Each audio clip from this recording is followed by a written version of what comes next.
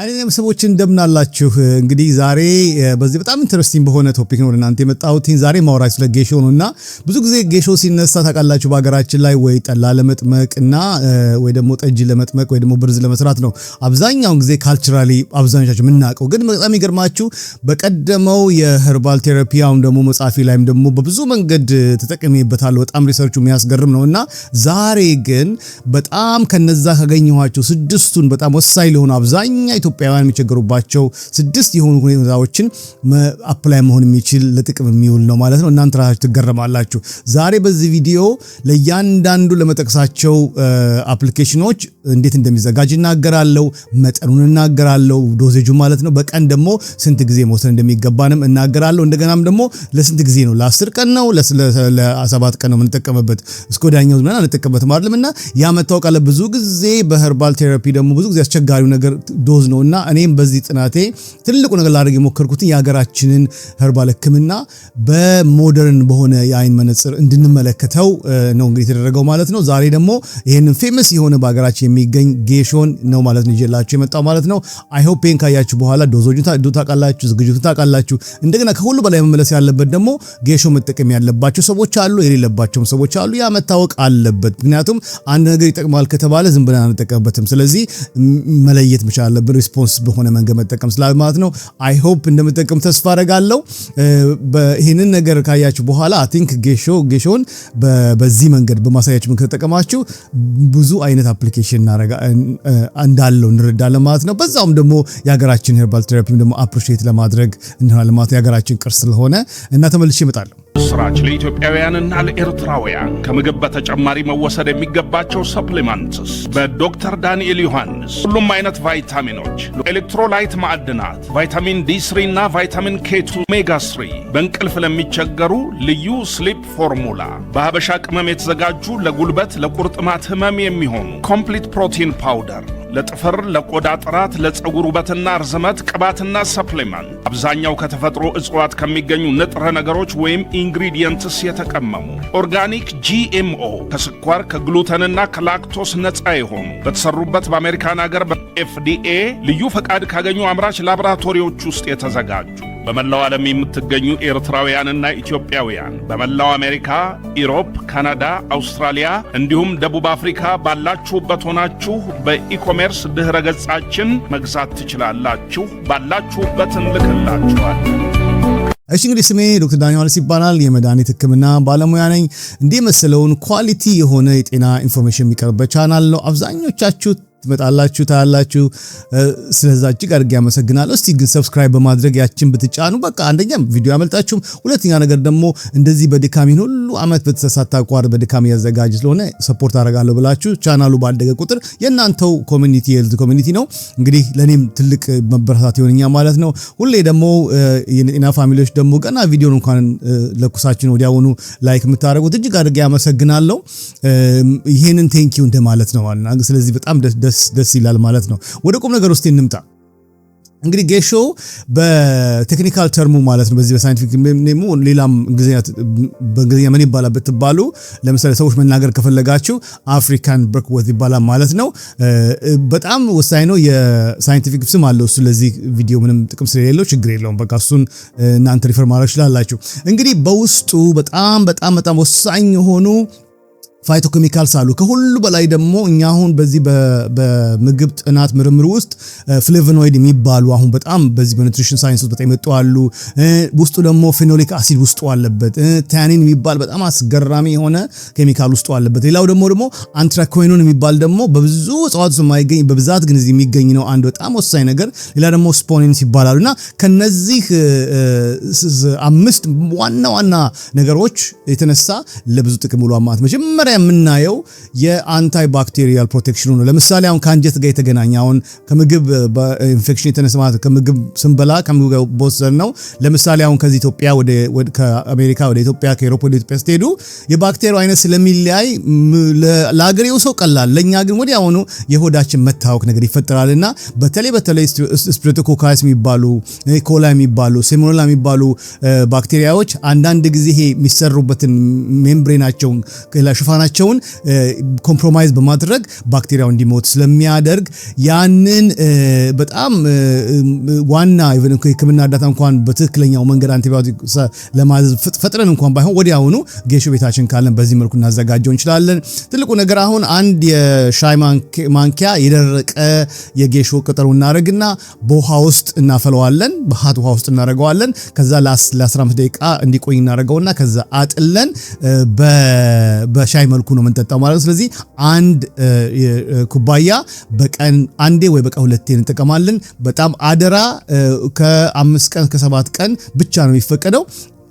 ከዛ በላይ የምትጠቀሙ ከሆነ ወደ ሰገራችሁ የማቅጠን ባህሪ ስላለው እንደዛ እንዳይሆን ከ5 እስከ 7 ቀን ተጠቀማን። በሁለተኛ ደረጃ ደግሞ የሚያስገርመው ነገር ደግሞ የዳይጀስቲቭ ሰፖርት ነው ማለት ለምግብ መላመጥና ዳይጀስት ለመሆን ያለው ጥቅም ነው። ውስጡ አንትሮኪኖን ያለውን ዋናው ፓወርፉል ስለሆነ የአይታችሁ እንደሆነ ምግብ ከበላን በኋላ ናቹራሊ ፕሬስተሌስ የሚባል ሙቭመንት አለና የውስጥ የእንጀታችን ራሱን እያንቀሳቀስ ነው ምግቡን የሚያሸጋግረውና ያ በተቀላጠፈ መንገድ እንዲሄድ ያደርገዋልና አንዳንድ ጊዜ ጋዝ ይጠራቀማል።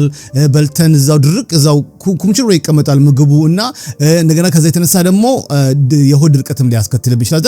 ለነዚህ ትልቅ ጥቅም አለ ማለት ነው። አንዳንድ ጊዜ እንደዚህ ነገር ሲያጋጥማችሁ ገስዋት ይሄ ጌሾ ዳይጀስቲቭ ኢንፊዥን ብየዋለሁ። የዳይጀስቲቭ ጌሾ ኢንፊዥን ብየዋለሁ። እንዴት ነው የምናዘጋጀው ስንል አንድ እንዳልኳችሁ ሻይ ማንኪያ ጌሾ ደረቀውን ሊፍ እንወስድና ቅጠሉን ከዛ በሞቀ ውሃ ውስጥ እናደርገውና ትንሽዬ ጂንጀር ደግሞ ስላይስ አድርገን ወይም በቀጭኑ ቆርጠን ቀጠቅጥና አብረን ቀላቅለን ለ10 ደቂቃ እናፈለዋለን ማለት ነው። ከዛ እሱን አጥለን አንድ የሻይ ኩባያ እሱን እንጠጣለን ማለት ነውና ይሄ በጣም አስገራሚ ነውና ኦቨርዩዝ አታርጉት። እንዳልኳችሁ የአንትሮኮኒዮን ውስጡ ስላለው እንደ ማይልድ ላክሴቲቭ ነውና የበለጠ ሰገራችን ማቅጠን ነገር ስላለው በመጠኑ በቀን አንዴ ብቻ እንወስዳለን ማለት ነው። ይሄም በጣም አስገራሚ ነው። ሌላው ደግሞ ሶስተኛ አሁን እንዳላችሁ ዋናው ሄርባል ቴራፒ ደግሞ በዚህ በሜታቦሊክ ፍሪደም አቅጣጫ ያለው ነገር ነው። በጣም ፓወርፉል የሆነ አንቲኦክሲዳንት ማለት ነው። ሊቨርና ዲቶክስ ለማድረግ አንጀትን ዲቶክስ ለማድረግና እንደገናም ደግሞ በሰውነታችን ያለውን በተለያየ መንገድ የሚሆነውን የኦክሲዴሽን መጠን ለመቀነስ ይረዳ ማለት ነው። ኒውትራይዝ ያደርጋል። በውስጡ ቅድም ነገርኳችሁ ፍሌቮኖይድ 5 አይነትና ፌኖሊክ አሲድ የሚባል ስላለው ያ ሃርምፉል ራዲካሎችን በሙሉ ኒውትራይዝ ለማድረግ ለማክሸፍ ይረዳል። ይሄን በማድረጉ ምንድነው ይረዳል?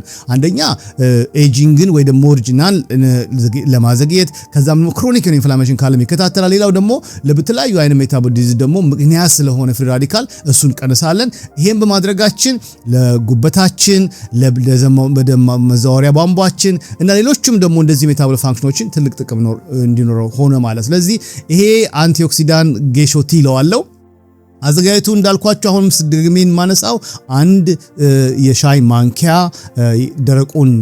ደረቁን ምን ሊፍ ማለት ነው እንፈጨውና በዱቄቱ መልኩ ማለት ነው። ከዛ በኋላ ወይ ማመሳ አድርገን ፈጨውና እሱ መጠቀም እንችላለን። ከዛ በሙቅ ውሃ ውስጥ እናፈላውና ከአንድ ስላይስ ኦፍ ሌመን ወይ ደግሞ ሎሚ ጋር አድርገን ላስደጋ ካፈላነው በኋላ ያችን ለ3-4 ጊዜ በቀን አንዴ እንወስደዋለን። ለ3-4 ሳምንት ድረስ ብንወስደውም ችግር የለውም ማለት ነው። በዚህ አቅጣጫ ላለው ጥቅም በአራተኛ ደረጃ ደግሞ በጣም አስገራሚ ሆኖ ያገኘሁት የአንታይ ኢንፍላማቶሪ ኢፌክቱ ነው ማለት ነው። እና ለምሳሌ በተለያየ መገጣጠሚያ ቦታ ላይ በብጠት የምትቸገሩ እንደገናም ክሮኒክ ኢንፍላሜሽን ያላችሁ ይሄንን አይነት በተለይ ሳይቶካይን የሚባሉ ፕሮ ኢንፍላማቶሪ ኬሚካል አሉና ያንን ሰፕረስ ለማድረግ በጣም ደግሞ ይሄንን ደግሞ የሚያበረታቱንም ደግሞ ኦክሲዳቲቭ ኢንዛይሞች አሉ ያን ሰፕረስ ለማድረግ። ስለዚህ ይሄ በጣም ኃይለኛ ሰፖርት የሚሰጠው ለክሮኒክ ኢንፍላሜሽን እና ሜታቦሊክ ሲንድሮም ላለባቸው እንደውም እኔ ክላይንቶችን በተለይ ቦርደርላይን ዳያቤቲክ ሆነ ብለድ ፕሬሸር ካለባቸው በተለይ ደግሞ ባለፈው እንዳቀረብኩት ደግሞ ኢንሱሊን ሬዚስታንስ ካለባቸው ጌሾን እንደ አንድ መሳሪያ እየተጠቀምኩ ነው ያለሁት። በጣም ሜክ አሜዚንግ ወንደርስ። እንዴት እናዘጋጀው ስንል አሁንም እንደነገርኳችሁ አንድ የሻይ ማንኪያ ታምሶ የተፈጨን የጌሾን ቅጠል እንጠቀማለን። ከዛ አንድ ሁለተኛ ግማሽ የሻይ ማንኪያ ደግሞ ቱርመሪክ እናደርግና ትንሽ የብላክ ፔፐር አድርገንበት አንድ ሙሉ ካፕ ውስጥ ውሃ ውስጥ አድርገን አፈላውና ያችን ስትሬን አድርገን ልክ እንደ ሻይ በቀን አንድ ኩባያ እንጠጣለን ማለት ነው። ይሄ ነገር ልክ ከ3 ቀን እስከ 5 ቀን ፐር ዊክ ነው የምናደርገው በቃ ማለት ነው። ከዛ ውጭ ማለት በቀን አንጠቀምም፣ ግን እስከ 5 ፐር ዊክ ማለት ነው ወይም ደግሞ ኤቭሪ አዘር ዴይ መጠቀም እንችላለን። ይሄን እያደረገን ግን በተቻለ መጠን ከ4 ሳምንት በላይ መጠቀም አይኖርብንም ማለት ነው። ወይ ደግሞ 1 ሳምንት ብሬክ እንወስድና ተመልሰን መቀጠል እንችላለን።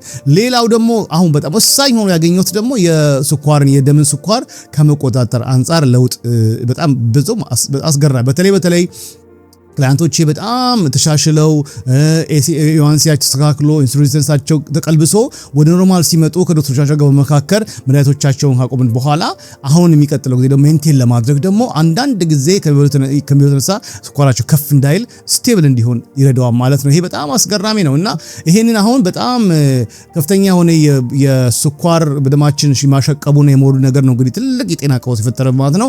ይሄንን ሜታቦሊክ ጌሾ ቲ ብየዋለሁ ማለት ነው። እናንተ ይሄንን ሜታቦሊክ ጌሾ ቲ እንደምታዘጋጁት ቅድም እንዳልኳችሁ 1 ሻይ ማንኪያ ታምሶ ከደቀፍ ሊፉ ማለት ነው ቅጠሉ እናደርግና እዚህ ላይ ለየት የምናደርገው የአበሻ ፍሌቨር እንዲኖር ደግሞ 1 ሲናመን ስቲክ ወይ ደግሞ ፓውደሩ ካለን ጨምርና ከውሃ ጋር አብረን እናፈላዋለን። እንዴት እንደሚጣፍጥ ነግራችሁ አልችልምና እሱን ለ15 ደቂቃ ስክን ካለ በኋላ በሻይ እናደርገውና ከምግብ በፊት ነው የምንወስደውና በቀን አንዴ ከምግብ በፊት እንወስደዋለን ማለት ነው። በዛ መልኩ የደማችንን ነገር ለመቆጣጠር ይረዳል ማለት ነው። በተለይ ደግሞ ዳያቤቲክ መድኃኒት የምትወስዱ ሰዎች ለብለድ ፕሬሸር የምትወስዱ ሰዎች ከዚህ ጋር አብሮ ስለሚጋጭ ቢያንስ በ5 እና በ6 ሰዓት ልዩነት ውስጥ መሆን አለበት ማለት ነው። የመጨረሻ መነግራችሁ ስድስተኛ ደግሞ የገት ማይክሮባዮም ሰፖርት ነው ማለት በአንጀታችን ውስጥ ያሉ በተለይ በትልቁ ኮለን አንጀታችን ያሉ ባክቴሪያዎች አሉ በጣም ለብዙ ጥቅም የሚውሉ ማለት ነው። ናቹራሊ ጌሾ ደግሞ ለኢትዮጵያም ትራዲሽናል ለፈርመንቴሽን የሚጠቀመውና ያንን ሃርሙፉል ባክቴሪያ ፈርመንቴሽን ሲፈጠር እነዛ ባድ ባክቴሪያዎች ስለሚታፈኑ ይሄ ፈርመንቴሽን የሚፈጠረው ካርቦን ዳይኦክሳይድ መጥፎ ባክቴሪያዎችን ይገልና እነዚህን ግን ኖርማል ለኛ የሚጠቅሙ ባክቴሪያዎች ግን እንዲባዙና ፕሮፐርሊ ፖርሽናቸው ወይ ደግሞ መጠናቸው ኮሎኒያቸው እንዲጨምር ያደርጋል ማለት ነው። ስለዚህ ለዚህ ነው አብዛኛው ጊዜ ፈርመንቴሽን ለጠጅና ለጠላ የምንጠቀምበት በኢትዮጵያ ማለት ነው። እና ይሄኛው በጣም ኃይለኛ የሆነ ሰፖርት ሲጣ ማለት ነው። እንደዚህ አይነቱ የምናዘጋጀው ነገር አልኮሆል አይፈጥርም ማለት ቢያንስ ወደ አልኮሆል መለወጥ ካለበት በጣም ከ48 ሰዓት በላይ መቆየት አለበት። ይሄ የምናዘጋጀው ግን አልኮሆል እስኪሆን ድረስ አንጠብቀውም። ስለዚህ ላይት ጌሾ ፕሮባዮቲክ ድሪንክ ልትራላችሁ ላይት ጌሾ ፕሮባዮቲክ ድሪንክ ብየዋለሁ እኔ። ስለዚህ ይሄን እንዴት ነው የምናዘጋጀው? እንዳልኳችሁ የሻይ ማንኪያ ጌሾ ሊፉን ተቀማለን ዋርም ወተር እናደርግና ትንሽ ስሞል የሆነ ሃኒ ወይ ደግሞ ጣዝ ማማርን ጨምርበታለን። እሱን አብረን ቀላቅለውና በዚህ በግላስ ኮንቴነር ውስጥ አድርገን ለ24 ሰዓት ፍሪጅ ውስጥ እናደርገዋለን ወይ ደግሞ ውጪ እናደርገዋለን። እሱን ከጨረስን በኋላ ግማሽ ኩባያውን መጠጣት እንችላለን ማለት ነው። በዛ መልኩ ይዘጋጀው ማለት ነው። ይሄንን 2 ጊዜ በሳምንት እናደርገዋለን ማለት ነው። አንዳንድ ሴፍቲ ኮንሲደሬሽንስ ስናይ ደግሞ በእርግጥ ጌሾ ጄነራሊ ሴፍ ነው ኮንሱም ሞዴሬት አማውንት ከተጠቀምን ማለት ነው። ግን በተለይ በውስጡ ያለው ይሄ አትራኮኒን የሚባለው በጣም ፓወርፉል የሆነ ኬሚካል ስለሆነ በኤክሰስ መጠቀም አቮይድ ማድረግ ይኖርብናል ማለት ነው። ሁል ጊዜ አማውንት በሰጧችሁ መልኩ ማድረግ አለባችሁ። ለማንኛውም በዝግጅታው ደግሜ እንዳነሳሁት 1 ሻይ ማንኪያ ፐር ካፕ ነው ማለት ነው ዋናው ፎርሙላ። ከ2 ካፕ በላይ ወይ ደግሞ ከ2 ኩባያ በላይ አንወስድም ጨርሶኑ። እርጉዞች ሆናችሁ ለእርግዝና የምታስቡ እድሜያችሁ ከ16 ዓመት በታች ከሆናችሁ ይሄንን እንድትጠቀሙ አልመክርም ማለት ነው። አይ ሆፕ ይሄንን የመሰለ እንግዲህ የጌሾ ጥቅም እንደተረዳችሁ ተስፋ አደርጋለሁ። አሁን ባሳየዋችሁ መንገድ ተጠቀሙና እንግዲህ እስቲ ሪዛልታችሁን ደግሞ በኮሜንት ላይ አስቀምጡልኝ። ጥያቄ ካላችሁ ይሄን በተመለከተ እንደገናም ደግሞ ወደ 12 አፕሊኬሽን አድርጌ በሄርባል መጽሐፉ ላይ እዚህ ምስሉ ላይ የምታዩት ላይ እዛ ላይ ማድረግ ያለው የጌሾ ጥቅም የሚያስገር ለኔ ራሱ ኢት ወንደርስ ነው የሆነልኝ ማለት በጣም ነው ኢምፕረስ ያደረገኝ። ስለዚህ በሌላ ቪዲዮ እስካገኛችሁ ደህና ሁኑልኝ። ጥያቄ ካላችሁ በግል ጥያቄ ከሆነ በቲክታክ ላይ እንደምመለስላችሁ ታውቃላችሁ። እዛ ላይ በግል ላይክ ማድረጋችሁ ወዲያውኑ ሜሴጅ ምትልኩ ይችላልላችሁ። እጅግ አድርጌ አመሰግናለሁ።